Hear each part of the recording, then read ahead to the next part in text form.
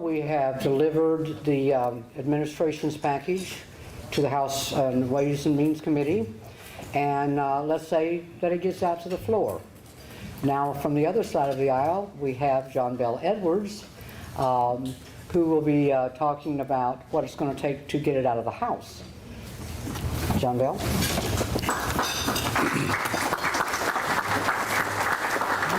Thank you, Gene. And my question is whether the $60 dues are calculated before or after we put a sales tax on them. I appreciate the invitation to be here today. It might not surprise you to know that I have an opinion about this, a view that's contrary to that of Joel Robideau. And he is my friend. Everybody at the table is my friend, and we always feel like we're obligated to say that, but it is true. However, I view this as a tax increase on most individuals. That will be the ultimate impact of this. You've already been told by Jason, we already have one of the lowest tax burdens in the nation when it comes to state and local taxes. And it's lower than Texas, Arkansas, Mississippi, and Florida. I should think we could market ourselves with that. We've been told by this administration that we're bringing in business every day.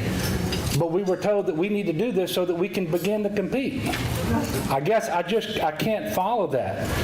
And to undertake a restructuring of this magnitude that is supposed to be revenue neutral, all we're doing is reallocating an existing tax burden and creating new winners and new losers. Let me tell you who the new winners are going to be. The new winners are going to be those individuals who are making a lot of money. Let's say that your salary is $250,000 a year. You're going to get a tax cut of $12,500. For this to be revenue neutral for that individual, his consumer spending on taxable items has to increase by $180,000 for that year.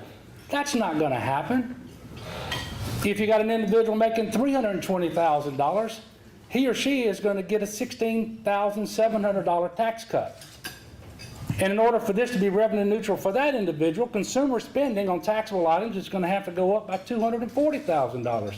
That's not going to happen. So if the overall package is revenue neutral, who's going to pay it?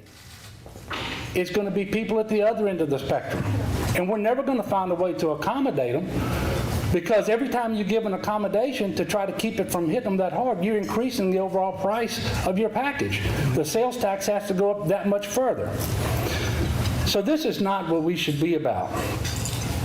Now, who else are losers? State retirees, retired teachers, retired parish and municipal workers. Their pensions aren't taxed as income. There's no swap for them. This is just a flat up, straight out tax increase. That's another set of losers. Maybe it doesn't bother some. That would bother me if we did that to people who would put a career of public service in with that expectation.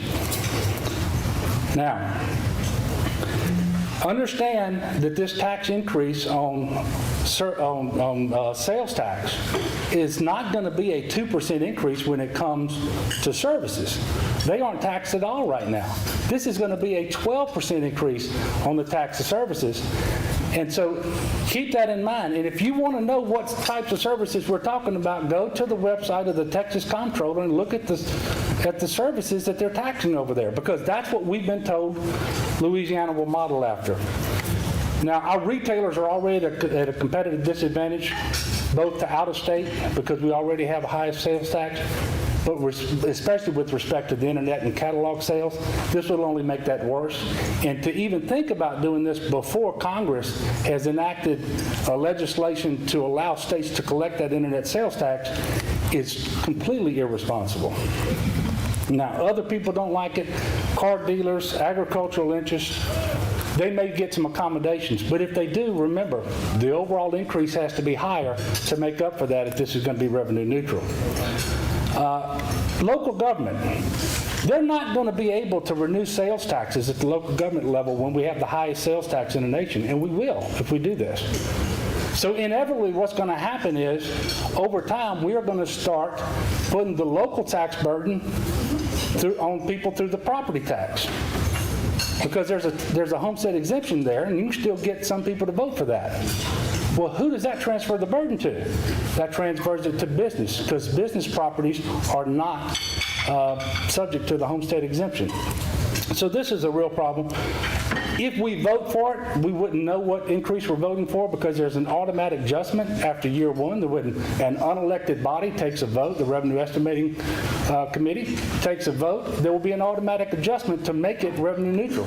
So you can't know what this increase would be. It's not worthy of the people of Louisiana, and I'm certainly against it, and I've got 1 second left. Thank y'all.